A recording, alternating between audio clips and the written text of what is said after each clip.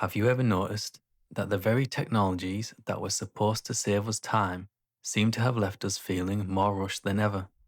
It's one of the strange contradictions of modern life. We have faster transport, instant communication, online shopping, and countless tools designed to make everyday tasks more efficient. Yet, many people go to bed each night with a nagging feeling that there simply weren't enough hours in the day. Part of the problem, I think, is that our expectations have quietly changed. A few decades ago, writing a letter and waiting several days for a reply was completely normal. Now, if someone doesn't respond to a message within a few hours, we can start wondering whether they're ignoring us. The speed of communication has increased dramatically, so has the pressure to keep up with it. The average day is filled with tiny demands on our attention. Emails arrive constantly, messages appear on our phones, news updates, calendar reminders, social media notifications, and work related alerts compete for space in our minds. None of these interruptions seems particularly significant on its own, but together they create a background sense of urgency that never quite disappears. What's interesting is that being busy and feeling busy are not always the same thing. Someone might work long hours yet feel perfectly in control of their schedule. Another person could have fewer responsibilities but still feel overwhelmed. Often, it's the feeling of mental fragmentation that makes life seem exhausting. When attention is repeatedly pulled in different directions, even simple tasks can require more effort than they should. I sometimes wonder whether we've become trapped in a culture that values busyness for its own sake. Ask someone how they're doing, and it's remarkably common to hear the response, busy thanks. In some circles, being busy has almost become a badge of honor. It can suggest ambition, productivity, or importance.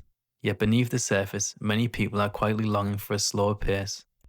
There's also the curious phenomenon of optimization. Modern life encourages us to improve everything. We can track our exercise, monitor our sleep, organize our finances, plan our meals, and manage our calendars with impressive precision. None of these things is inherently negative. In fact, many are genuinely useful. But when every aspect of life becomes a project to be managed and improved, it can start to feel as though we're never off duty. Even leisure has become strangely complicated. Watching a film used to involve choosing from a handful of options. Now we're faced with endless libraries of content. Rather than feeling liberated by so much choice, we can end up spending half an hour scrolling through possibilities before giving up altogether. Psychologists sometimes refer to this as the paradox of choice. Having more options doesn't always make us happier. Then there's the way work has evolved. Thanks to smartphones and laptops, many people can work from almost anywhere. On paper, that sounds wonderfully flexible.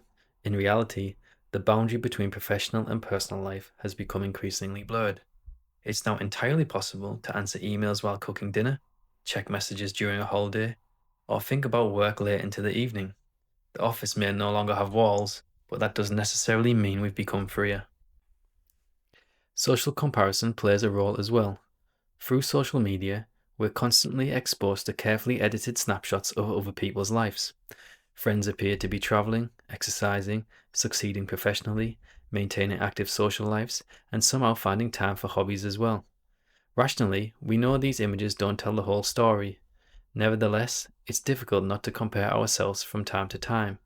The result can be a subtle sense that we're falling behind, even when we're doing perfectly well. Perhaps one of the most overlooked reasons modern life feels so busy is that moments of genuine idleness have become rare. In the past, waiting was unavoidable. People stood in queues, sat on trains, or stared out of windows with nothing in particular to do. Today, those gaps are quickly filled. The moment boredom threatens to appear, we reach for a device. We consume information, check updates, or scroll through content almost automatically. Yet those seemingly unproductive moments may have served an important purpose. They gave the mind space to wander, they allowed thoughts to settle. Creativity, reflection, and even emotional processing often happens during periods when we're not actively trying to achieve something. Maybe that's why so many people are drawn to activities that slow them down. Walking without headphones, gardening, reading a physical book, or simply sitting in a quiet room. These experiences offer something increasingly scarce in modern life: uninterrupted attention. The irony is that, despite all our efforts to save time, What many of us seem to want most is not greater efficiency, but a greater sense of presence.